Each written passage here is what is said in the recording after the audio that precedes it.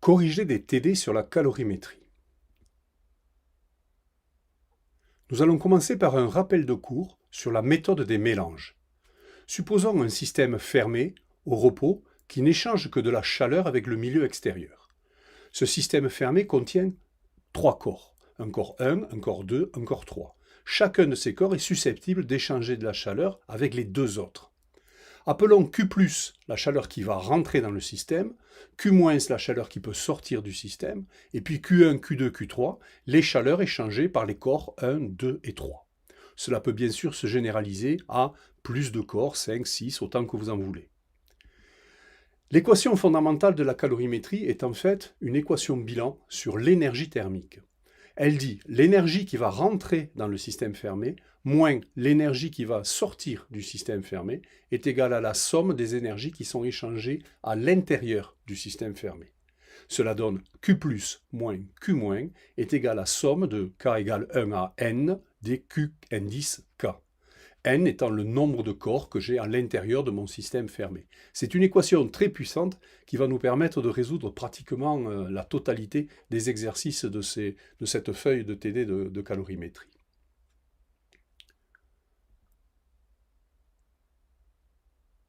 Entamons par le premier exercice sur la détermination de la chaleur massique d'un liquide, en l'occurrence du mercure. Dans un vase en laiton, de masse ml égale 200 g, on verse 480 g d'eau.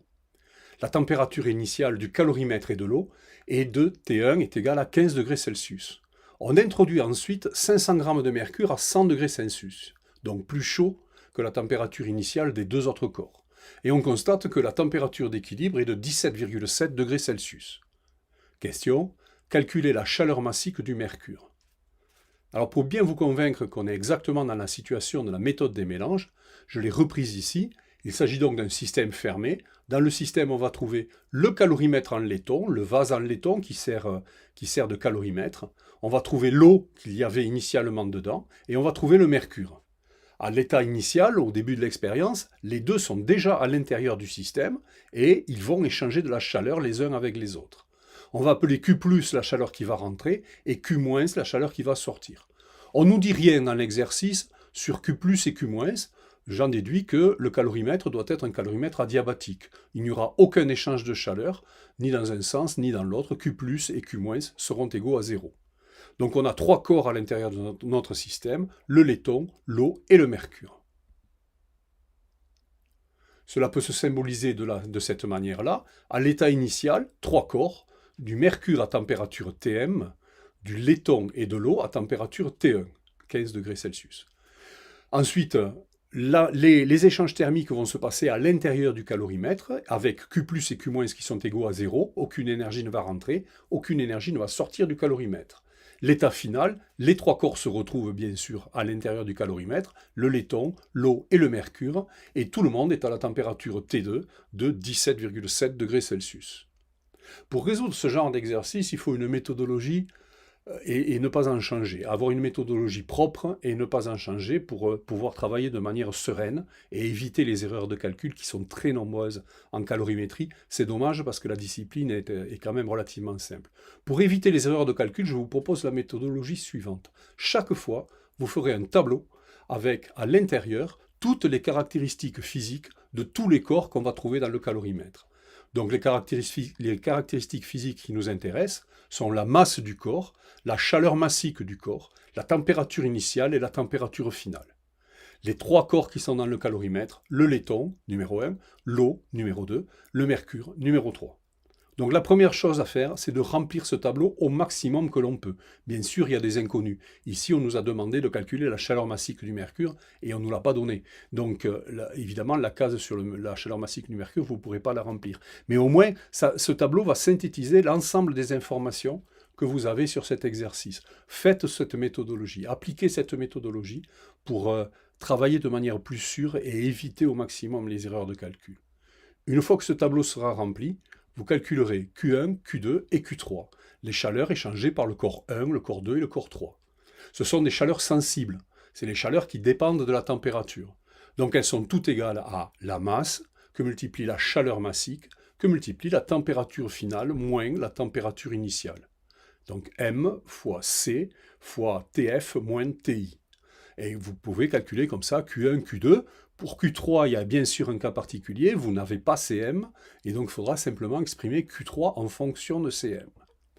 Alors, la calorimétrie est une discipline dans laquelle je vous engage, au contraire de tout ce qu'on a fait jusqu'à présent, à calculer dès que vous pouvez et à manipuler le moins possible d'équations. Donc Q1, on peut le calculer, on le calcule numériquement. Q2, vous pouvez aussi, vous le calculez numériquement. Avant de le mettre dans l'équation fondamentale de la calorimétrie, qui va vous donner Q1 plus Q2 plus Q3 est égal à Q plus moins Q moins, c'est-à-dire 0. Donc la somme des trois fera 0, et de là vous en tirerez Cm, la capacité calorifique du mercure. Voilà, c'est à vous de jouer, prenez le temps de le faire de manière propre, de sorte à rendre votre méthode la plus sûre possible. Il ne faut pas se tromper dans ces calculs-là, c'est vraiment trop stupide.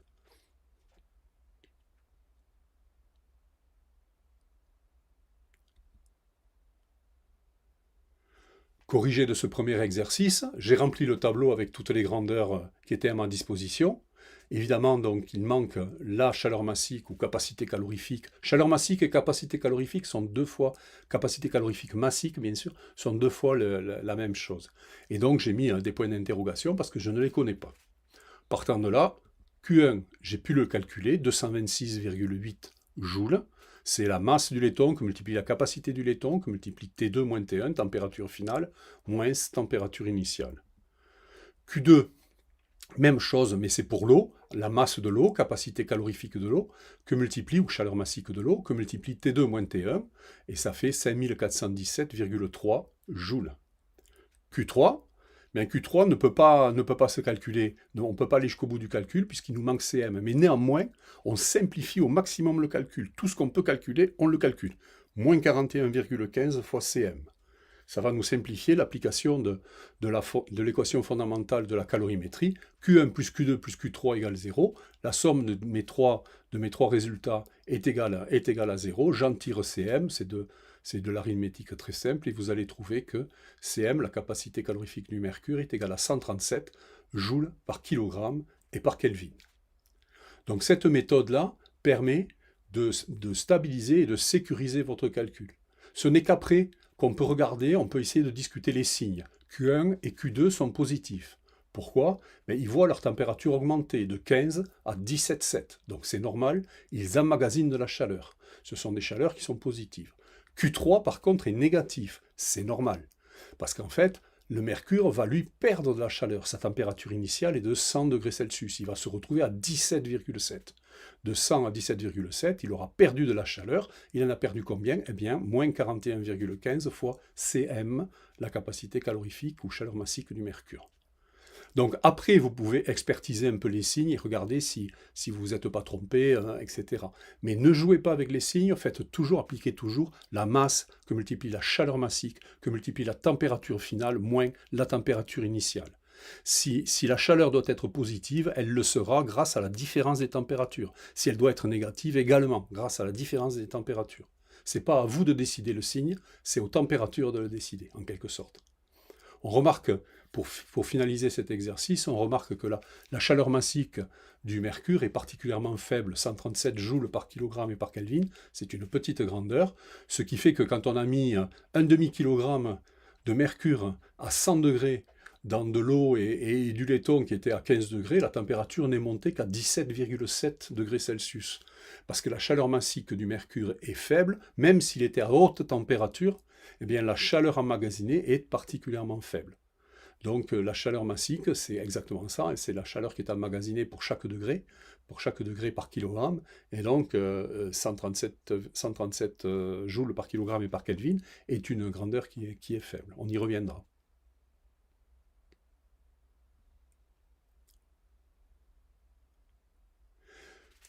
Ce deuxième exercice consiste à déterminer la capacité calorifique d'un calorimètre. Donc on prend un calorimètre qui contient une masse ml égale 250 g d'eau. La température de l'ensemble, donc l'eau plus le calorimètre, est de T1 égale 18 degrés Celsius.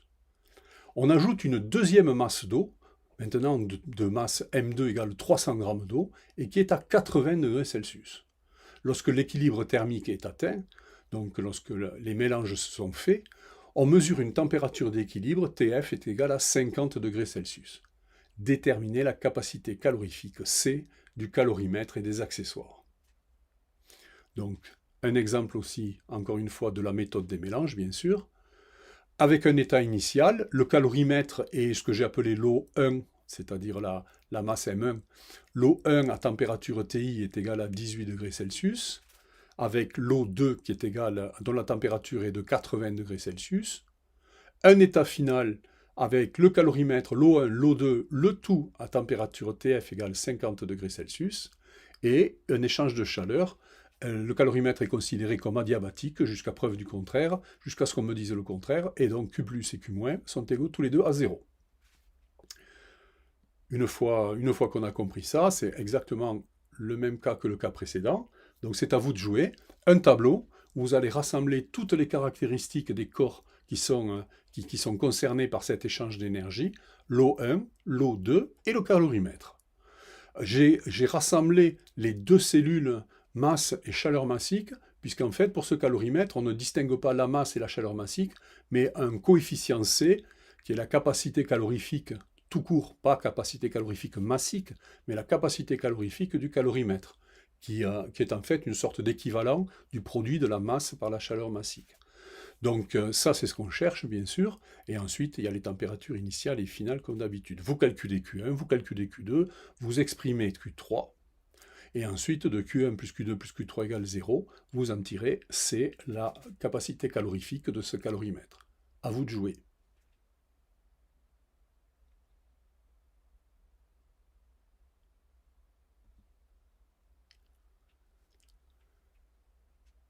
Un corrigé de cet exercice, donc j'ai rassemblé les masses, les chaleurs massiques, les températures initiales et finales de chacun des corps et du calorimètre, et puis exprimé Q1, 33 440 joules, Q2, moins 37 620 joules.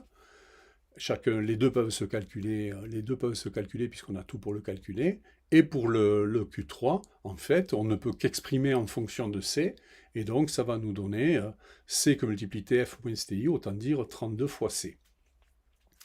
De l'équation Q1 plus Q2 plus Q3, on en tire grand C, et vous allez tirer grand C est égal à 130 joules par Kelvin. Pas joules par kilogramme par Kelvin, mais joules par Kelvin. C'est la capacité calorifique totale du calorimètre. Donc un deuxième exemple de cette méthode des mélanges, et comme ça, qui permet en fait, si on essaye de réfléchir, qui permettent de déterminer un élément qui nous manquerait dans ce tableau, un élément qui nous manque.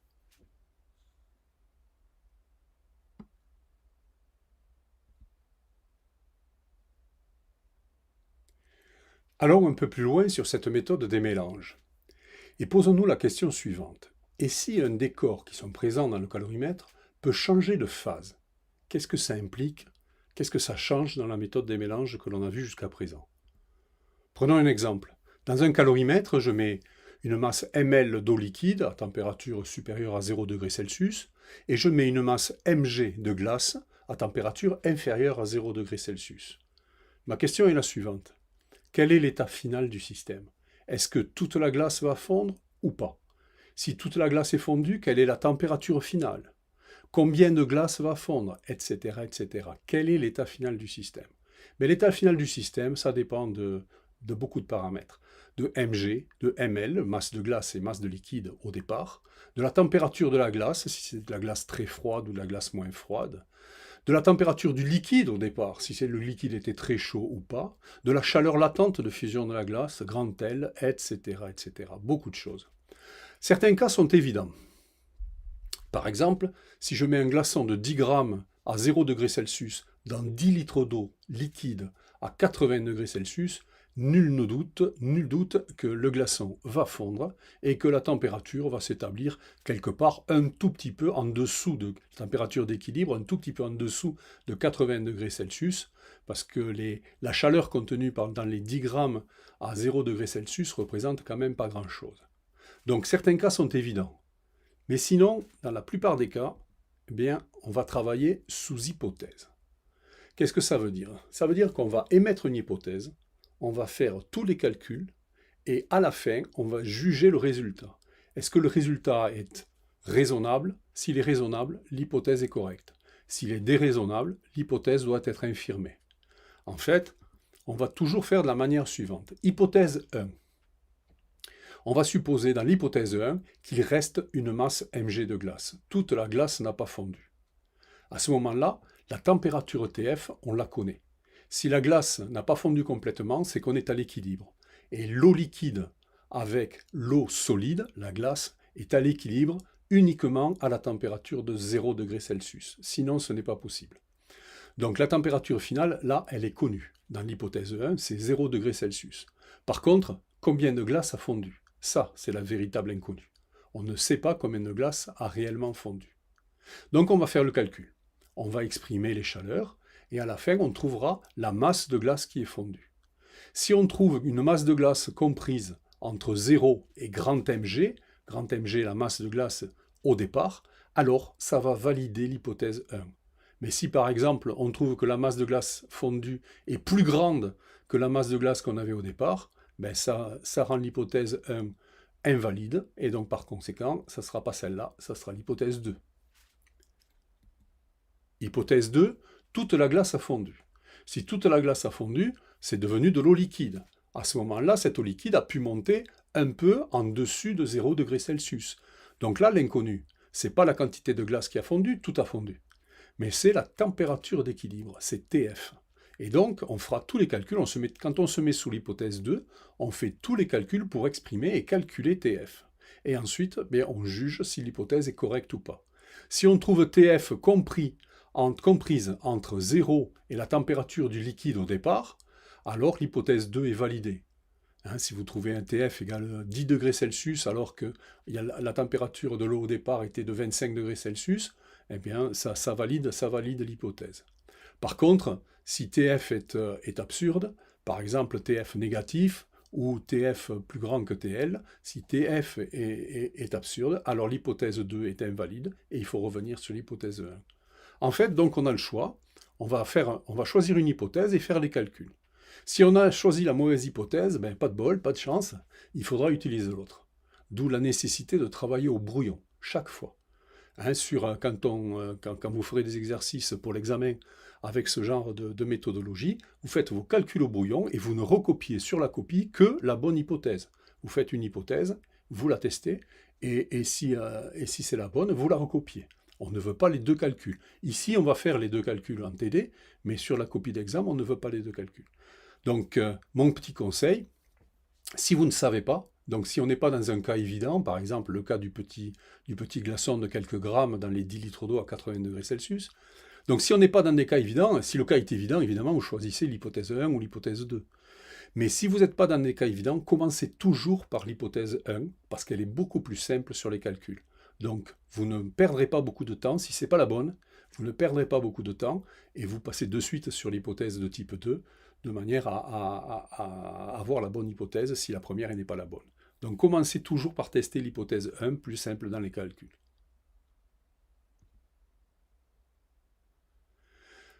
Donc voici un exercice de calorimétrie avec un changement de phase. Dans un vase en laiton de masse ml égale 200 g, on place 30 g de glace à 0 degré Celsius. On introduit ensuite 500 g de mercure à 100 degrés Celsius. Quelles sont la composition et la température du mélange final? En gros, combien y a-t-il de glace? Combien reste-t-il de glace? Combien y a-t-il d'eau? Et quelle est la température de tout ce petit monde? Donc, cet exercice peut se faire sous les deux hypothèses.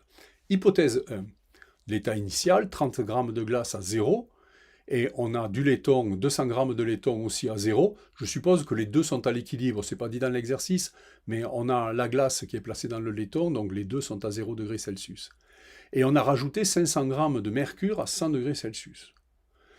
Dans l'hypothèse 1, je vous rappelle, la glace ne fond pas complètement. Donc si la glace ne fond pas complètement, il va rester à l'état final une masse mg grammes de glace d'eau, donc de la glace, c'est celle qui va rester, mg, et il va apparaître une masse ml d'eau liquide à 0 degré Celsius. Le laiton est resté là, 200 g de laiton à 0 degré Celsius et 500 g de mercure à 0 degré Celsius. Donc l'état final est là. La température, comme je l'ai dit, on la connaît, c'est 0 degré Celsius. Ce qu'on ne connaît pas, c'est ml ou mg. De toute façon, si vous avez l'un, vous avez l'autre. Donc ce qui nous manque, c'est la masse de glace ou la masse de liquide qui reste, qui reste dans le calorimètre, qui est apparue dans le calorimètre. L'hypothèse de type 2, toute la glace va fondre. Donc l'état initial est exactement le même. Par contre, l'état final, là, il n'y a plus de doute sur la glace. On aura 30 g d'eau liquide à TF, à la température TF. Toute la glace a fondu. Et on aura donc aussi 200 g de laiton à TF et 500 g de mercure à TF, à la température TF. Donc là, on pourrait essayer de juger pour savoir si c'est l'hypothèse 1 ou l'hypothèse 2 qui sont la bonne. Mais cet exercice, il est fait pour ça, est un peu troublant, parce qu'on va rajouter sur un petit glaçon de 30 g à 0 degré Celsius, donc finalement pas grand-chose, on rajoute un demi-kilo de mercure à 100 degrés Celsius. Donc si on regarde la masse du corps que l'on rajoute, un demi-kilo, c'est beaucoup, 500 grammes, et 100 degrés Celsius est d'une température élevée. Donc ça pourrait nous laisser croire que toute la glace va fondre. Mais malgré tout, nous avons calculé dans un des exercices précédents la chaleur massique du mercure. Et la chaleur massique du mercure est particulièrement faible. Donc on hésite, parce que c'est pas si évident que ça. On a une grosse masse à une grande température, par contre la chaleur massique est faible, donc cette température-là ne veut pas dire forcément une énorme quantité de chaleur. Et donc on va faire les deux hypothèses, on va faire les deux calculs. J'ai repris l'exercice, ça va être à vous de jouer. On va faire dans ces deux colonnes les calculs correspondants. À gauche, sous l'hypothèse 1, donc la masse mg, grand mg, la masse de glace, les 30 grammes vont se séparer en petit mg, la glace qui reste, et petit ml, la glace qui a fondu. Le tout est à 0 degré Celsius. Et j'ai repris mes trois corps, le mercure, la glace, le calorimètre, pour exprimer Q1, Q2, Q3 à chaque fois. L'inconnu, ça sera ml, la masse de liquide, la masse de glace qui a fondu, qui est apparue sous forme liquide. Pour l'hypothèse 2, maintenant, j'ai plus aucun doute sur la masse de glace qui a fondu, c'est toute la glace. Mais par contre, je ne connais pas la température TF. TF qui est censée être supérieure à 0. Et là, on peut calculer donc Q1, Q2, Q3 aussi, et puis exprimer TF. Et chaque fois, juger si l'hypothèse 1 ou l'hypothèse 2 est correcte. Encore une fois, dans ces exercices, on va faire les deux. Mais vous, en examen ou en exercice, vous testez une hypothèse, si ce n'est pas la bonne, vous vous rabattez sur l'autre et vous ne donnez que la bonne. Donc essayons de calculer les deux grandeurs. Donc voilà, cherchez par vous-même les deux grandeurs, essayez d'exprimer. La seule chose qui sera différente, c'est qu'il va apparaître pour la glace un terme de chaleur latente de fusion. Ce terme pour la glace. Donc faites les exercices par vous-même pour vous rendre compte de cet exercice.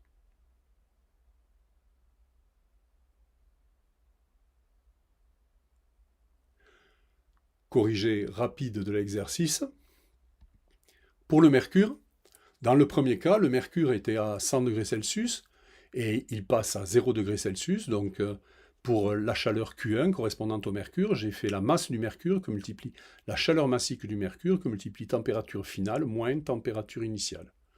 Cela donne moins 6850 joules. Pour la glace, c'est 30 grammes de glace qui était déjà à 0 degré Celsius, donc elle est déjà prête à fondre.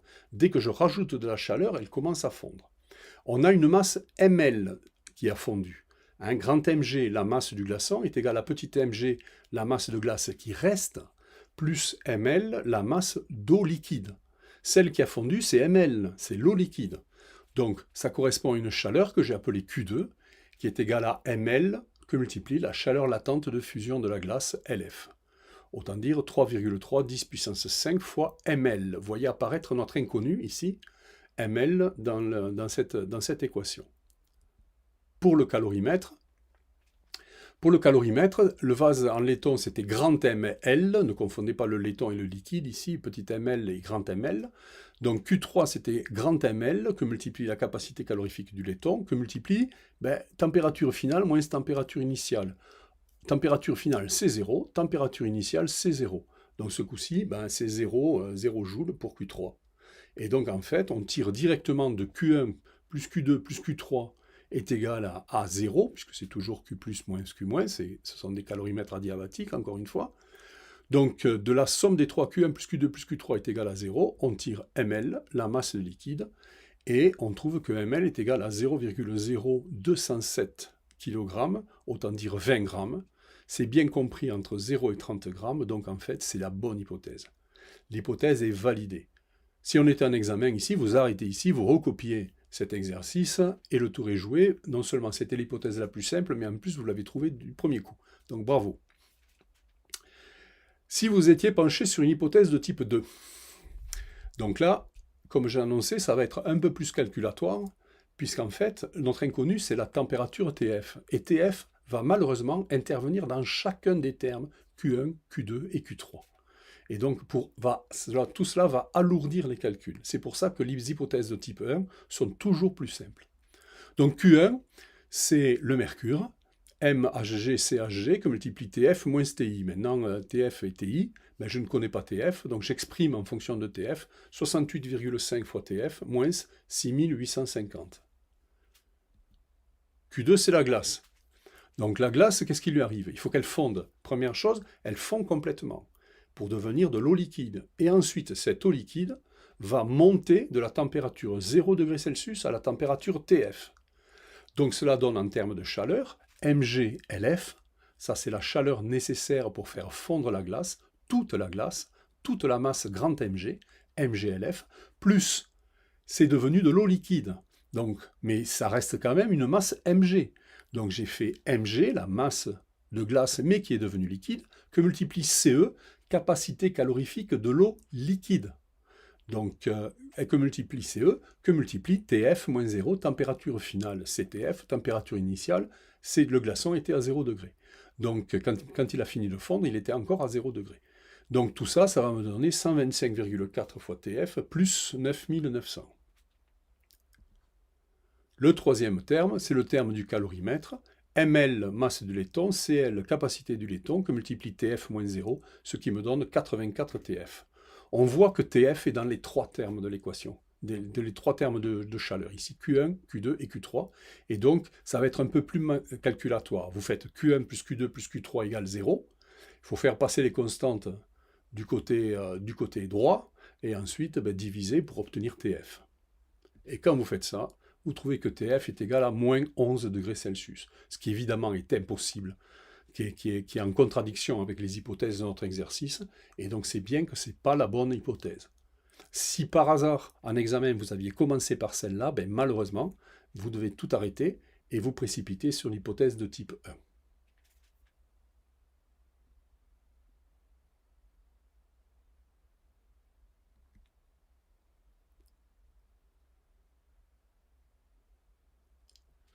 Autre exercice avec changement de phase, un calorimètre en laiton de masse 200 g contient 400 g d'eau à 20 degrés Celsius. On introduit un bloc de glace de 150 g à la température de moins 10 degrés Celsius. Déterminer l'état et la température du système à l'équilibre. Donc au départ, un calorimètre qui contient de l'eau à 20 degrés et on rajoute de la glace qui était à moins 10. Donc je suis allé vite ici. Les deux hypothèses, à gauche, hypothèse de type 1, à droite, hypothèse de type 2, calcul de Q1, Q2, Q3 dans chacune des trois hypothèses pour l'eau, la glace et le calorimètre. Côté hypothèse 1, l'inconnu, c'est toujours ml, la masse de glace qui a fondu, qui est apparue sous forme de liquide. Et pour l'hypothèse 2, l'inconnu, c'est TF. Donc là aussi, je vous laisse chercher. La seule différence notable avec l'exercice précédent, c'est que la glace, elle ne va pas commencer par fondre immédiatement. Elle est à moins 10 degrés Celsius. Donc il va falloir déjà faire monter cette température, donner la chaleur à la glace pour monter sa température de moins 10 à 0 degrés Celsius. Donc on aura un terme, pour la glace, on aura un terme supplémentaire d'échange d'énergie pour monter à moins 10 degrés, de moins 10 degrés Celsius à 0 degrés Celsius. Donc je vous laisse travailler, à vous de jouer, éteignez la vidéo et travaillez sur cet exercice pour exprimer chacun chacun des termes et essayer de savoir quelle est l'hypothèse qui est la bonne et quelle est la bonne réponse, l'état et la température du système à l'équilibre.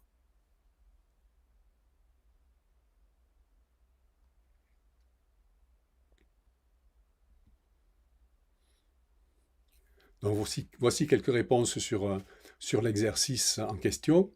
Donc pour l'eau, hypothèse 1, l'eau va passer de 20 degrés Celsius à 0 degrés Celsius. Donc on aura 400 grammes d'eau qui va passer de 20 degrés Celsius à 0 degrés Celsius. Et donc ça donnera une chaleur Q1 qui est égale à moins 33 440. Pour la glace. Première chose, il faut que la glace monte à 0 degrés Celsius et ensuite une partie de la glace va fondre. Donc on aura deux termes sur Q2. D'abord, la glace qui va monter de moins 10 à 0, mg, cg, capacité calorifique de la glace, de l'eau sous forme de glace.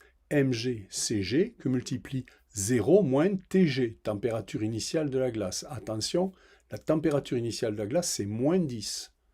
Donc ce terme-là, il va faire, quand vous le calculerez, ça fera 0 moins moins 10. Donc en fait 0 plus 10. Donc ce premier terme pour monter la glace jusqu'à température 0 degré Celsius, et puis ensuite faire fondre une masse ml de glace, donc plus ml LF. Numériquement, quand je calcule tout ça, ça va me donner 3000 plus 3,3 10 puissance 5 fois ml, la masse de glace qui a fondu. Le calorimètre démarre à 20 degrés et se retrouve à 0. Donc lui, ça va donner 0,2, sa masse, que multiplie 420, capacité calorifique du laiton, que multiplie 0 moins 20, et donc ça donne moins 1680 joules. Lorsque vous avez calculé tout ça, vous trouvez une masse ml de 0,097 kg, et donc ça donne 97 grammes, qui est bien compris entre 0 et 150 grammes, et l'hypothèse est validée. En fait, l'eau va descendre, l'ensemble va descendre à 0 degré Celsius, et une partie seulement de la glace va fondre. La partie qui aura fondu correspond à une masse de 97 grammes. Si on regarde l'autre hypothèse, donc là on a une température finale TF qu'on suppose comprise entre 0 et 20 degrés Celsius. Ça nous donne une chaleur Q1 exprimée ici, 1672 TF moins 33 440. Une chaleur Q2.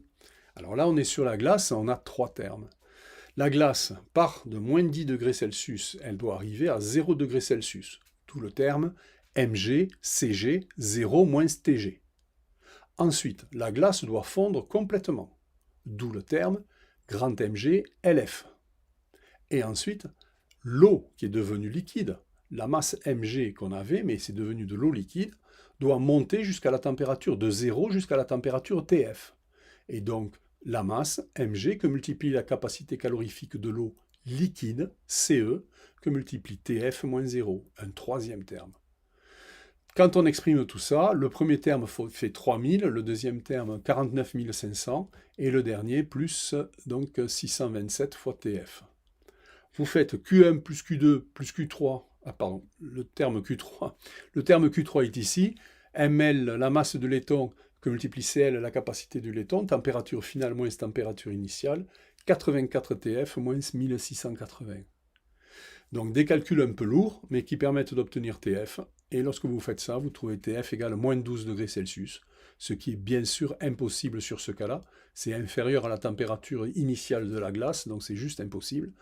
Et donc l'hypothèse était invalide. Encore une fois, c'est l'hypothèse de type 1 qui était la bonne.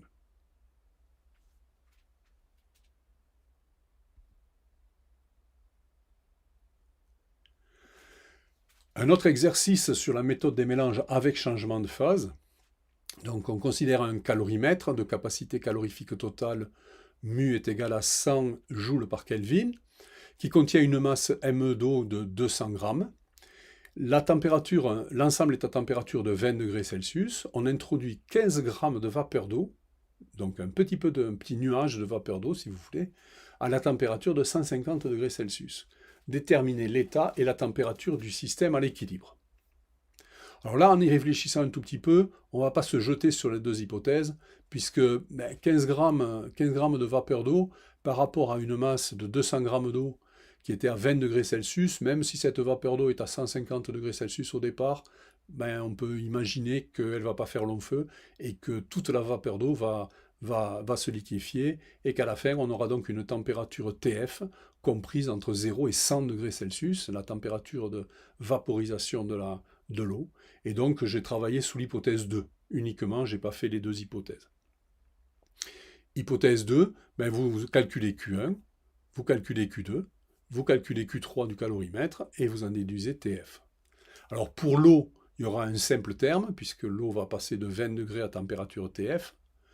Pour le calorimètre, c'est pareil, un simple terme. Le calorimètre va passer de 20 degrés à la température TF. Par contre, pour la vapeur d'eau, vous allez avoir trois termes. La vapeur d'eau doit faire, la première chose, doit passer de 150 degrés Celsius à 100 degrés Celsius en restant de la vapeur, puisque en fait, pour se liquéfier, elle a besoin d'être à 100 degrés Celsius à pression atmosphérique normale. Donc ensuite, une fois qu'elle sera à 100 degrés Celsius, un deuxième terme pour liquéfier cette vapeur d'eau. On obtiendra donc de l'eau liquide à 100 degrés Celsius.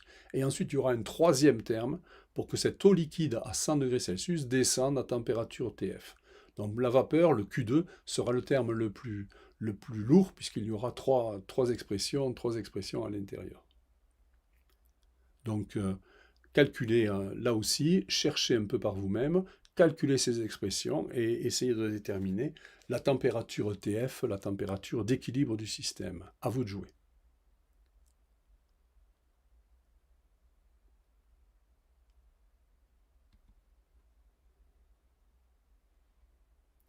Donc, un corrigé rapide de cet exercice. Pour ce qui concerne l'eau, on aura un facteur, une chaleur Q1 qui sera égale à MECETF-20, un simple terme.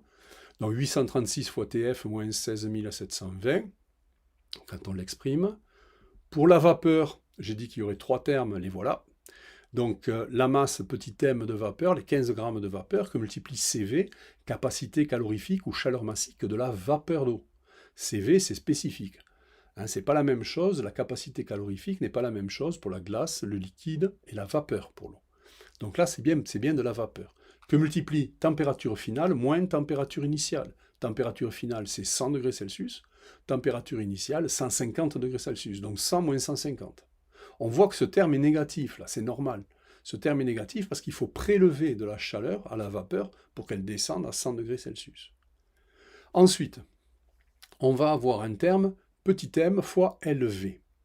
Alors, petit m, c'est la masse de vapeur, c'est les 15 grammes. LV, c'est la chaleur massique, c'est la chaleur latente de changement d'état, de vaporisation de l'eau.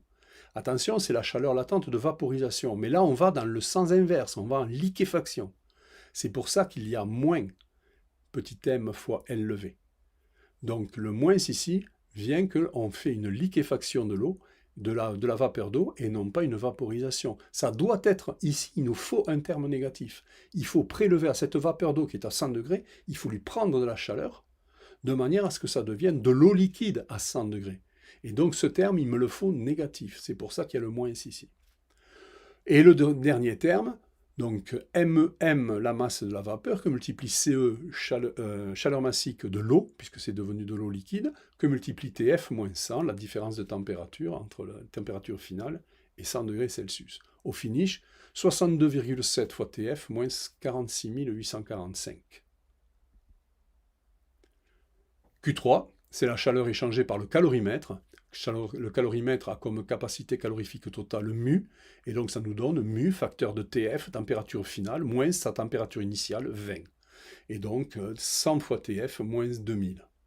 On rassemble tout ça dans un Q1 plus Q2 plus Q3 est égal à 0. La seule inconnue c'est TF, et on exprime TF. TF va donc donner, tout calcul fait, je l'ai calculé ici, 65,6 degrés Celsius. En fait, l'hypothèse est validée. On trouve bien une température qui est raisonnable, c'est-à-dire comprise entre 20, la température initiale, et 100, parce qu'on a fait l'hypothèse que toute la vapeur se liquéfie. Donc voilà pour la détermination de cette température finale et pour ces petits exercices sur la méthode des mélanges lorsqu'on a un changement de phase.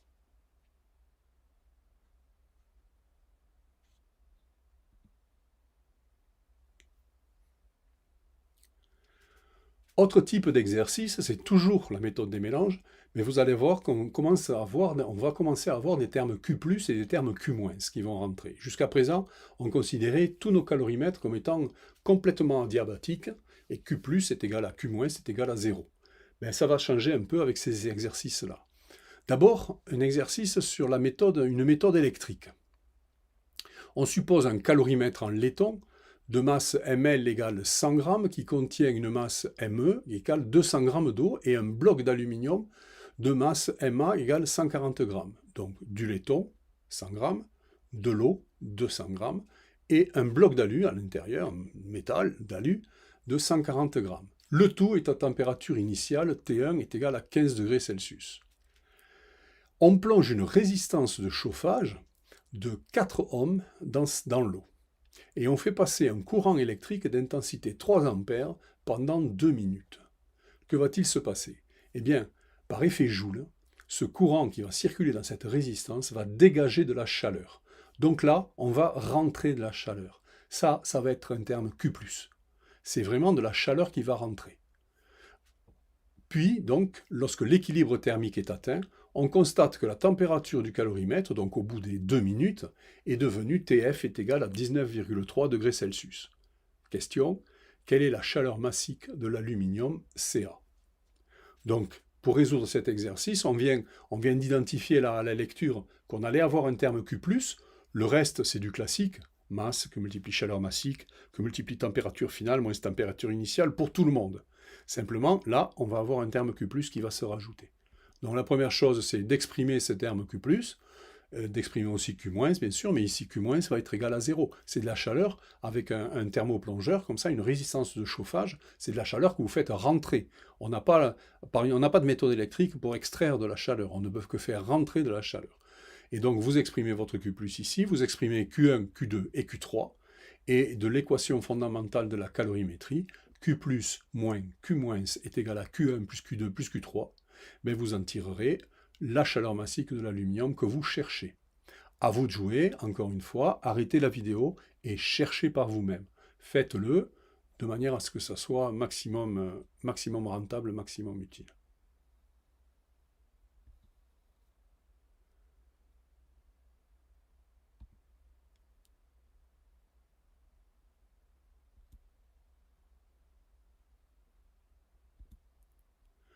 Voilà, solution de l'exercice de calorimétrie sur la méthode électrique. J'ai d'abord exprimé Q+. Q+, c'est RI carré que multiplie T. T, c'est le temps de chauffe. C'est le temps pendant lequel on va laisser la résistance de chauffe avec un courant qui circule au travers elle. RI carré, c'est une puissance. RI carré, c'est la puissance par effet Joule. RI carré, donc ce sont des watts, c'est-à-dire des joules par seconde. Quand je multiplie ces joules par seconde par un temps, en secondes, j'obtiens bien des joules.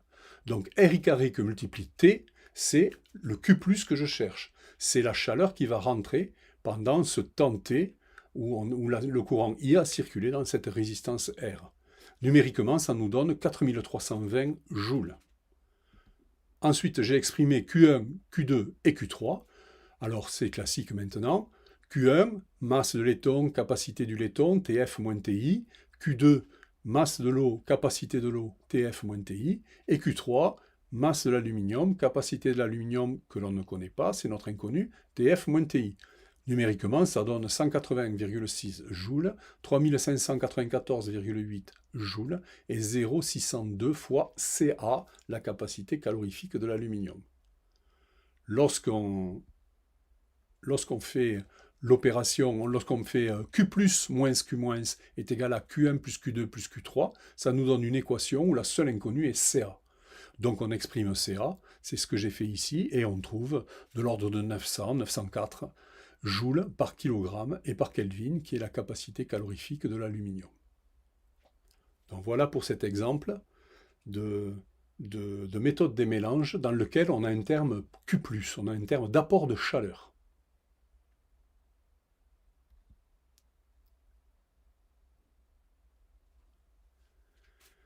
Nouvel exercice sur la détermination d'une chaleur de combustion. Lisons-le. Un calorimètre adiabatique de capacité calorifique mu égale 330 joules par Kelvin contient 2 kg d'eau ainsi qu'une bombe calorimétrique dans laquelle on effectue la combustion complète de 2 grammes d'un corps chimique. La température initiale de l'ensemble est de 15,5 degrés et une fois que le corps chimique aura fait sa combustion, donc après l'expérience, la température finale sera de 19,5 degrés Celsius. Calculer la chaleur de réaction du corps chimique. En fait, en gros, on a on appelle ça une bombe calorimétrique, c'est un petit contenant, une petite boîte si vous voulez, dans lequel on a mis un corps chimique que l'on va faire, dans lequel on va réaliser la combustion de ce corps. On utilise ce genre de méthode pour mesurer les chaleurs de combustion des poudres, par exemple, les poudres explosives. Eh bien, vous mettez un peu de poudre explosive dans une boîte avec un système d'allumage et vous enfermez tout ça dans un calorimètre, là, avec de l'eau, bien sûr, et là, vous déclenchez la combustion de cette poudre et vous mesurez l'augmentation de la température de l'eau. Donc, c'est exactement ce qu'on fait, ce qu'on va faire dans cet exercice, calculer la chaleur de réaction d'un corps chimique. Ce qu'il faut bien voir ici au niveau des principes, c'est que c'est toujours la méthode des mélanges, ça n'a pas changé, mais que c'est un exercice où il y aura un terme Q+. Cette énergie, cette chaleur de combustion, elle n'y était pas au départ, et on va la rajouter sous forme de chaleur. Et donc ça, c'est un terme, pour nous, c'est un terme Q+. Donc, pour résoudre cet exercice, Q+, ben on va dire c'est la chaleur de réaction du corps chimique, c'est ce que je cherche, donc on ne peut pas l'exprimer pour l'instant, mais Q-, on va dire c'est 0, c'est un calorimètre adiabatique, donc rien ne va sortir de ce calorimètre. Vous calculez Q1 et Q2, il n'y a dedans que de l'eau et le calorimètre adiabatique, donc vous avez deux chaleurs à calculer. On néglige, dans cet exercice on ne me le dit pas, mais je néglige la petite bombe calorimétrique, forcément elle participe aux échanges de chaleur elle aussi, mais on ne me donne aucune indication pour ni sa masse ni sa capacité calorifique, donc je vais la négliger dans cette histoire, et je vais considérer qu'il n'y a que le calorimètre et l'eau qui échangent de la chaleur à l'intérieur du calorimètre. Donc vous exprimez tout ça, et de tout ça vous en déduisez la chaleur de réaction du calorimètre, c'est à vous de jouer, vous calculez le Q+, en fait, de sorte à avoir la chaleur de réaction du calorimètre. Donc, faites l'exercice, quelques éléments de correction. Donc, Q+, ben, c'est la chaleur de réaction. Q-, c'est 0 joule. Et les deux chaleurs des corps qui sont à l'intérieur du calorimètre, le calorimètre lui-même, mu, est égal, donc le calorimètre de capacité calorifique mu va donner une chaleur Q1 qui est égale à mu facteur de TF moins TI. Lorsque vous calculez, ça fait 1320 joules. Et une chaleur, l'eau, va aussi échanger de la chaleur, bien sûr, avec une chaleur Q2 qui sera égale à ME, la masse de l'eau, que multiplie CE, que multiplie TF moins TI. Et là, c'est 33 440 joules. Vous écrivrez que Q+, moins Q- est égal à Q1 plus Q2. Et vous en tirez Q+ directement, 34 760 joules, qui est la chaleur de réaction, de ce corps chimique qui était à l'intérieur de la bombe calorimétrique.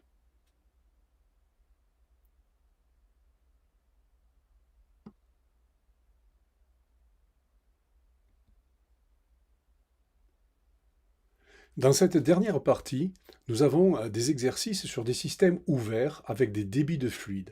C'est sans nul doute les exercices les plus difficiles de cette feuille de TD, donc je vais vraiment expliquer progressivement pour vous montrer un peu comment cela fonctionne. Le premier exercice concerne donc un exercice sur la variation de la température du calorimètre en fonction du temps. Regardons plus précisément cet exercice. On considère un calorimètre de capacité calorifique totale 330 joules par Kelvin, qui contient 500 g d'eau, et le tout est à la température θ0 de 20 degrés Celsius. On immerge dans ce calorimètre un serpentin rempli d'un courant d'eau, parcouru par un courant d'eau de débit massique D. C'est-à-dire, en fait, il y a une sorte de tube, un serpentin, un tube, dans lequel on aura un courant d'eau qui va circuler. Et donc, l'eau va pénétrer dans le calorimètre, circuler dans le tube, et puis ressortir du calorimètre dans le même tube, avec un débit D. l'eau du serpentin entre dans le calorimètre à la température θi égale 50 degrés Celsius et en ressort à la température θ du calorimètre, avec θ inférieur à θi. Les petites questions. Premièrement, faire le bilan des énergies thermiques durant une durée élémentaire d'été. Okay. Deuxièmement, établir l'expression de la température θ en fonction du calorimètre, θ du calorimètre en fonction du temps. D'accord ? Et puis, on me donne une application numérique. Au bout de 5 minutes de fonctionnement, on a une température θ de 30 degrés Celsius. Calculer le débit D. Alors, c'est hors de question de se jeter sur ces questions sans avoir compris vraiment profondément avec quelle instrumentation, comment ça fonctionne et avec quelle instrumentation on est en train de travailler ici. Donc la première chose à faire, c'est vraiment travailler sur ce bilan d'énergie thermique et vraiment comprendre avant de pouvoir espérer répondre à ces questions. Donc d'abord, comprendre l'instrumentation. Donc, j'ai essayé de détailler ici un peu le système. Voici le calorimètre, rempli d'eau, avec le serpentin. Alors, j'ai pris une photographie d'un serpentin pour vous montrer un peu à quoi ça peut ressembler. Mais c'est donc un tube qui va s'enrouler sur lui-même et puis ressortir. Et avec dont la température, donc le débit d'eau à l'intérieur du serpentin, on va l'appeler grand D.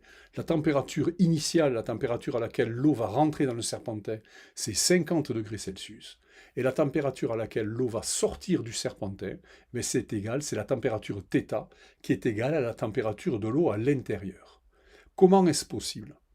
C'est possible si vous avez un serpentin suffisamment long, de sorte à ce que l'eau chaude qui rentre, l'eau rentre à 50 degrés Celsius, elle est chaude par rapport à l'eau qui est à l'intérieur du calorimètre, qui est à 20 degrés Celsius à l'état initial.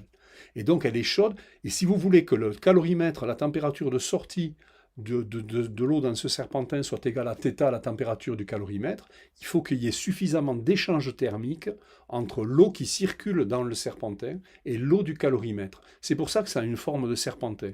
L'eau va y rester longtemps et il va échanger de la chaleur jusqu'à ce que les deux températures soient égales avant de sortir. Donc ces serpentins ont toujours cette forme-là, une forme enroulée sur eux-mêmes. Si vous avez un tuyau qui rentre et immédiatement ressort, il n'y a aucune chance pour que la température de sortie soit égale à la température du calorimètre. Les échanges thermiques n'auraient pas le temps de se passer. Donc faisons des petits raisonnements qualitatifs. L'eau dans le serpentin va réchauffer l'eau dans le calorimètre depuis sa valeur initiale, 20 degrés Celsius. Au départ, quand on allume la manip, la température de l'eau dans le calorimètre, c'est 20 degrés Celsius. Et progressivement, il va le réchauffer, et jusqu'à quelle température cela va le réchauffer? Jusqu'à 50 degrés Celsius. À un moment, la température à l'intérieur du calorimètre sera très proche de 50 degrés Celsius. À ce moment-là, l'eau du serpentin n'échangera plus de chaleur avec l'eau du calorimètre, ils seront tous les deux à la même température, et donc l'eau dans le serpentin va rentrer à 50 et sortira à 50. Donc on prédit en fait que la température, si j'essaye de tracer la température en fonction du temps, pour T inférieur à 0, j'aurai une température θ0 de 20 degrés Celsius. Au début, il ne s'est rien passé, je n'ai pas encore allumé ma manip. À T égale 0, j'allume ma manip, le débit D commence à circuler avec une température de 50 degrés Celsius. La température θ va commencer à augmenter. Et je ne sais pas quelle est la forme de θ en fonction de T, d'ailleurs c'est ce qu'on me demande dans l'exercice. Je ne sais pas quelle forme ça va prendre, quelle est l'équation qui va me permettre de représenter θ en fonction de T, mais ce que je sais, c'est qu'au bout d'un temps un temps long, si j'attends un temps long, la température θ va tendre asymptotiquement vers 50 degrés Celsius. Elle ne peut pas le dépasser. Elle va monter progressivement jusqu'à être tangente, c'est une asymptote, ce qu'on appelle une asymptote, être tangente à θ égale 50 degrés Celsius. Donc, ce qu'on voudrait avoir, c'est cette forme θ en fonction du temps, pour un temps compris, donc supérieur à 0, pendant cette expérience. Une fois qu'on a compris ça, on comprend aussi que les échanges d'énergie, ils se font en permanence. C'est un système qui va évoluer en fonction du temps. Ce n'est pas comme les exercices précédents où on mettait tout à l'intérieur d'un calorimètre, on secouait un peu, on avait une température initiale, une température finale. Là, il n'y a pas de température initiale et finale. Finalement, la température θ va évoluer tout le long du temps. Et donc, on ne peut pas appliquer la même méthodologie. En fait, on ne peut pas calculer, on ne peut pas exprimer une chaleur échangée pendant un certain temps, mais il va falloir raisonner sur un petit temps d'été. Donc, comme les températures évoluent en fonction du temps, on va appliquer notre équation fondamentale de la calorimétrie, Q plus moins Q moins c'est égal à somme des QK. Ça sera la même équation, mais non pas d'un instant initial à un instant final, parce que là, il n'y a pas d'instant initial et d'instant final, mais sur un petit temps d'été, et pas sur la totalité de l'expérience. Donc on va se demander qu'est-ce qui se passe entre T et T plus dt. Quel est Q+, quel est Q-, quels sont les Q1, Q2, Q3 éventuels, et appliquer cette équation dans un petit temps d'été, et non pas sur la totalité de l'expérience. Déjà, commençons par un petit temps d'été. Donc là, j'attaque la résolution. Donc on va faire les bilans, c'est la question numéro 1, on va faire les bilans d'énergie, de chaleur, sur un temps d'été. Qu'est-ce qui se passe entre T et T plus dt? Sur la partie droite, j'ai représenté la courbe qui représente la température θ en fonction du temps. Hein, cette courbe que je ne connais pas, mais que j'aimerais bien avoir, c'est le sujet de la question. Donc entre T et T plus dt, la température du calorimètre est passée de θ à θ plus dθ. Voilà ce qui s'est passé. La température du calorimètre a légèrement augmenté d'un petit dθ. Quelles sont les chaleurs qui ont été échangées? C'est ça qui est essentiel maintenant. Entre T et T plus dt, pendant ce petit temps d'été. D'abord, les chaleurs échangées par l'eau et le calorimètre. Donc, l'eau et le calorimètre, tous les deux, sont passés de la température initiale θ à la température finale θ plus dθ. Donc, quelles sont les chaleurs qui ont été échangées? L'eau a échangé une chaleur que j'ai appelée Q1, c'est la masse de l'eau, M0, que multiplie la capacité calorifique de l'eau, CE, que multiplie température finale moins température initiale. La température finale, c'est θ plus dθ. La température initiale, c'est θ lui-même. Donc en fait, il me reste simplement M0CE dθ. Repérez bien température initiale et température finale. Pour le calorimètre, la chaleur Q2 a été échangée et cette chaleur Q2 est égale à mu, donc la capacité calorifique du calorimètre, que multiplie température finale moins température initiale. θ plus dθ moins θ, exactement la même chose que pour l'eau. Et donc là, ça va me faire mu dθ. Voici les chaleurs qui ont été échangées par l'eau et le calorimètre. J'insiste, pendant ce temps d'été. Pas pendant la totalité de l'expérience, mais pendant un tout petit temps qui a duré dt, entre T et T plus dt. Donc ça, ce sont les chaleurs échangées, c'est mes Q1 et Q2, il n'y a rien d'autre. Quels sont Q+, et Q- maintenant? Donc, quel est Q+ d'abord? Q+, pendant dt, il est rentré une petite masse dans le serpentin. Cette petite masse est rentrée à la température θi, et elle est ressortie à la température θ. En fait, c'est pas le même petit dm, mais pendant que dm rentre à la température θi, on a dm qui sort à la température θ. Ils sont équivalents. En termes de chaleur, c'est totalement équivalent. Donc, l'ensemble a apporté une chaleur que j'ai appelée Q+, qui est égale à quoi? Qui est égale à dm, la masse en question, la petite masse qui est rentrée pendant le temps dt, dm, que multiplie CE, capacité calorifique de l'eau, que multiplie, il me faut une différence de température. Là. J'ai mis θi moins θ. Pourquoi? La θi, c'est la température chaude, c'est les 50 degrés, et θ, c'est la température à laquelle ça sort. Mais parce qu'il me faut un Q+ positif. Et donc, c'est dm que multiplie CE, que multiplie θi moins θ. Une fois que vous avez ça, le dm ici, dm, ce n'est pas une donnée de mon expérience, donc je ne sais pas ce que c'est. Par contre, je sais que le débit D en kilogrammes par seconde, c'est dm sur dt. Donc dm, c'est d, grand D, le débit, que multiplie dt, donc le petit élément différentiel de temps. Donc dm, je peux le remplacer par grand D dt, que multiplie CE, θi moins θ. Q-, Q- est égal à 0. Calorimètre adiabatique, on n'a pas de perte, donc on ne l'a pas considéré. Eh bien c'est bon, on a nos trois termes. L'équation fondamentale de la calorimétrie va me donner Q+ moins Q- égale Q1 plus Q2, donc Q+ est égal à Q1 plus Q2. Q plus est égal à Q1 plus Q2. Cela donne Q plus grand D, le débit, fois CE, la capacité calorifique de l'eau, θi moins θ, que multiplie dt. Et Q1 plus Q2, j'ai factorisé, est égal à M0CE plus mu, que multiplie dθ. Eh bien ça, c'est une équation différentielle. C'est une équation différentielle, on reconnaît nos petits éléments différentiels, le temps, dt, et θ, dθ, la température. C'est une équadif. Intégrer cette équadif va nous donner θ en fonction du temps. Donc là, on tombe sur une équation différentielle qu'il va nous falloir intégrer pour trouver θ en fonction du temps. On va intégrer cette équation-là, je l'ai reprise ici. Donc on va utiliser la méthode de séparation des variables.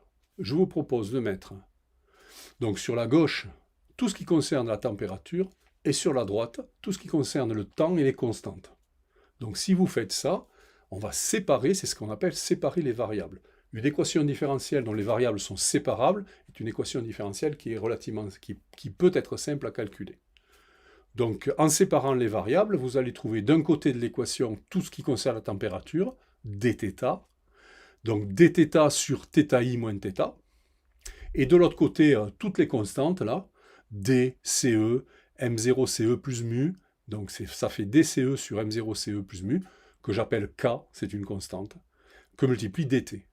Donc finalement, mon équation différentielle va devenir très simple, elle va devenir dθ sur θi moins θ égale k dt, avec k une constante. Pour l'instant, k, je vais le laisser comme il est. On verra bien si on en a besoin après. On a besoin de l'exprimer. Pour l'instant, je sais que c'est une constante de mon expérience. Donc, à intégrer cette équation différentielle, dθ sur θi moins θ égale k dt. Bon, le côté k dt, pour intégrer, va nous poser aucun problème. Le dt va s'intégrer en t, tout simplement, et c'est pas de problème. L'autre côté est un peu plus embêtant. On voudrait essayer de reconnaître une forme du genre dθ sur θ qui nous donnerait un logarithme, mais c'est pas direct, parce que c'est pas dθ sur θ, mais c'est dθ sur θi moins θ. Et donc pour faire apparaître une forme connue, une méthode consiste à changer de variable. Je vais poser u est égal à θi moins θ. Si je pose u égale θi moins θ, θi est une constante, je vous rappelle, c'est 50 degrés Celsius. Donc du, c'est moins dθ, puisqu'on a le petit moins qui va apparaître là. Donc si je change la variable, dθ, je vais pouvoir le remplacer par moins du, et θi moins θ par u. En changeant de variable comme ceci, l'équation va devenir du sur u est égal à moins k dt. Le moins, c'est passé de l'autre côté de l'équation. Soyez prudent quand vous le referez.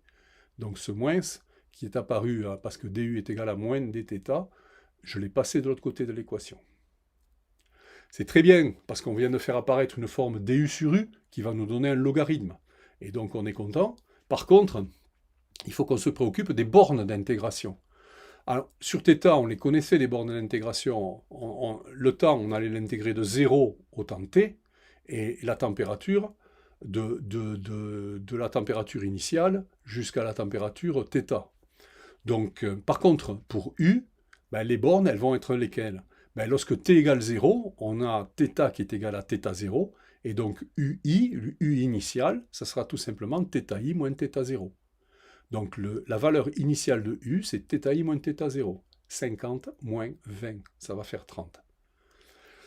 Et lorsque le temps va tendre vers l'infini, on a u final, en fait, lorsque le temps t va tendre, lorsqu'on sera au temps t, la température sera θ, et donc le u final, ça sera θi moins θ.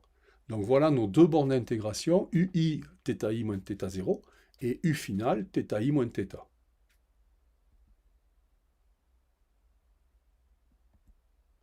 J'ai intégré ici.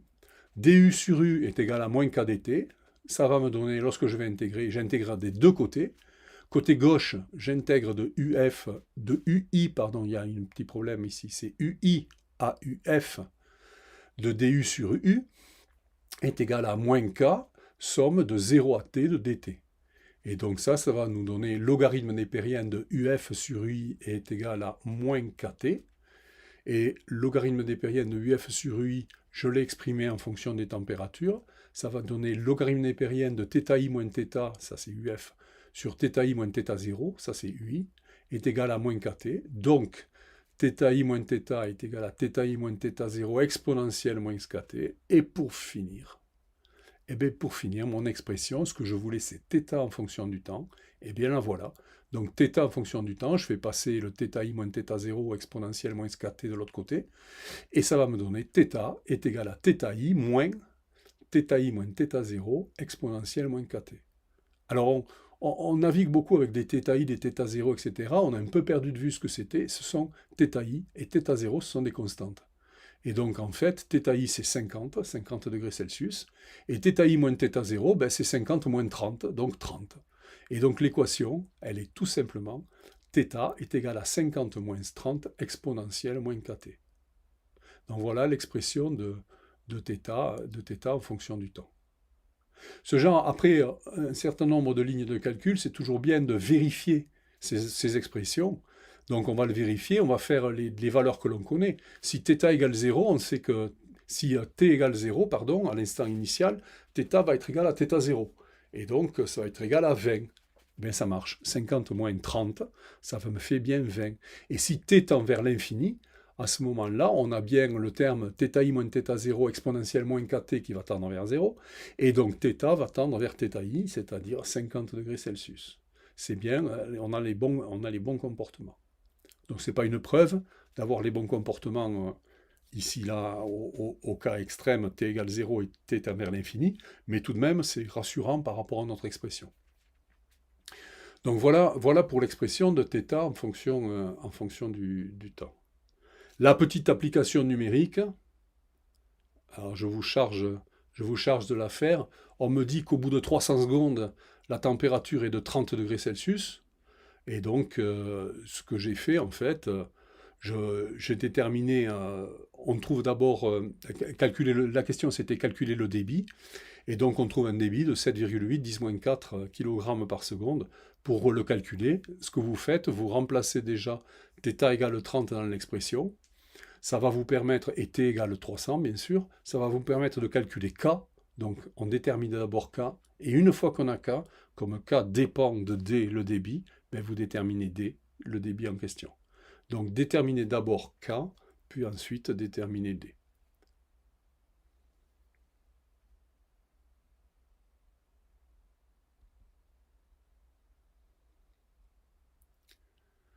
Un deuxième exercice avec un système ouvert. Donc, lisons l'exercice. On immerge un serpentin dans un calorimètre de valeur globale en eau égale à 0,350 kg et dont la température est maintenue constante à 40 degrés Celsius par une résistance électrique chauffante alimentée en courant électrique. Le serpentin est parcouru par un courant d'eau de 600 grammes par minute dont la température à l'entrée est de 15 degrés et la température à la sortie est celle du calorimètre. Les petites questions, quelle est la quantité de chaleur, quelle quantité de chaleur doit fournir la résistance chauffante en 1 minute, en déduire la puissance de cette résistance chauffante et quelle est l'intensité du courant étant donné que la résistance est de 100 ohms. Là aussi, un exercice un peu compliqué où on va avoir plusieurs dispositifs. Donc, la première chose, avant d'essayer de répondre à la moindre question, c'est vraiment de comprendre à fond l'instrumentation en question. Ici, nous avons un calorimètre. Et on me dit la température, la phrase qui est importante, on est passé rapidement dessus, c'est la température du calorimètre est maintenue constante à 40 degrés Celsius. Comment on peut maintenir constante cette température à 40 degrés Celsius? Eh bien, par deux dispositifs. On a d'abord un serpentin qui fait circuler de l'eau, c'est de l'eau froide, la température rentre, l'eau dans le serpentin rentre à 15 degrés et ressort à la température du calorimètre. Donc ça, c'est un système de refroidissement. On refroidit avec un serpentin l'intérieur du calorimètre. Mais en même temps, on a plongé une résistance électrique qui est alimentée en courant électrique. Donc ça, c'est un système de chauffage. Donc là, dans cet exercice, on a les deux à la fois. On a un système de chauffage, qui est cette résistance électrique de 100 ohms qui est parcourue d'un courant I. Ça va nous donner le terme Q+. Et on a à la fois aussi un système de refroidissement, puisque grâce au serpentin, de l'eau froide circule à l'intérieur du calorimètre, rentre à 15 degrés et ressort à la température du calorimètre, c'est-à-dire 40 degrés. Mais ça, c'est un système de refroidissement. Ça va prélever de la chaleur. Et donc là, on aura à la fois un terme Q+, et un terme Q-. Et durant le temps t, eh bien, on pourra écrire que Q+ moins Q- c'est égal à Q1 plus Q2, l'ensemble des chaleurs qui sont échangées à l'intérieur du calorimètre. Donc, que valent Q+ et Q-? Q+, c'est la chaleur qui est amenée par une résistance de chauffe. Donc, RI carré, la puissance de joule, que multiplie le temps T, le temps de l'expérience. Et Q-, ben, ça va être quoi? Ça va être la masse qui a circulé pendant le temps T, donc M. Mais cette masse, elle a prélevé de la chaleur à l'intérieur. Combien en a-t-elle prélevé? Ben, elle a prélevé M, cette masse, que multiplie CE, la capacité calorifique de l'eau liquide, que multiplie θF moins θI, donc 40 moins 15, ici, dans cet exercice. La masse qui a circulé durant un temps t, ben c'est le débit, grand D, que multiplie le temps t. Et donc, ça va me faire un Q- qui va être égal à grand D T, CE, facteur de θF moins θI. Voilà, sur cet exercice, les chaleurs qui sont échangées, ben les chaleurs, la bonne surprise, c'est que les chaleurs qui sont échangées vont être relativement simples. Ben pourquoi? Ben parce que pendant le temps t, la température à l'intérieur du calorimètre ne change pas. Et donc Q1, la chaleur échangée par le calorimètre, ben c'est mu Tf moins Ti. Et bien ça va donner 0. 0 joule. Et la chaleur Q2, ben ça sera aussi 0 joule. En fait, à l'intérieur, le calorimètre et l'eau n'échangent pas de chaleur. Donc on va avoir Q+ moins Q- est égal à Q1 plus Q2 est égal à 0. Et donc, dans ce cas-là, Q+ est égal à Q-. En fait, quand on regarde ce système a sa température qui est constante. Pourquoi? Parce qu'il rentre autant de chaleur Q+, qu'il ne sort de chaleur Q-. Et le tout est stabilisé à 40 degrés Celsius. Voilà pour la compréhension de ce système. Si vous avez compris ce système jusqu'à cette étape-là, à ce moment-là, les questions qui vont être posées ne peuvent plus poser de problème. C'est vraiment, ça va être vraiment, vraiment direct. Donc, les petites questions, on va les résoudre là. Qu'est-ce qui s'est passé en 1 minute? Ben, on demande de calculer la chaleur qui a été échangée en 1 minute, Q-. Bon, évidemment, vous allez passer, vous ne connaissez pas le débit? Si, on connaît le débit. Mais on peut calculer Q+ et Q-. On peut calculer Q+, pardon, et donc en déduire Q-, c'est donc en déduire Q+. Ensuite, vous aurez P qui est égal à Q+ sur 60, puisque vous avez travaillé sur 1 minute. La puissance, ça sera l'énergie qui a été échangée que divise 60 secondes. Et comme P, c'est aussi RI carré, ben vous en déduirez l'intensité qui sera racine de P sur R. Donc maintenant, à vous de jouer pour calculer ces différentes grandeurs. Donc voilà, en 1 minute, Q+, Q-, Q+, la puissance par effet Joule, et donc l'intensité correspondante. Voilà, à vous de jouer.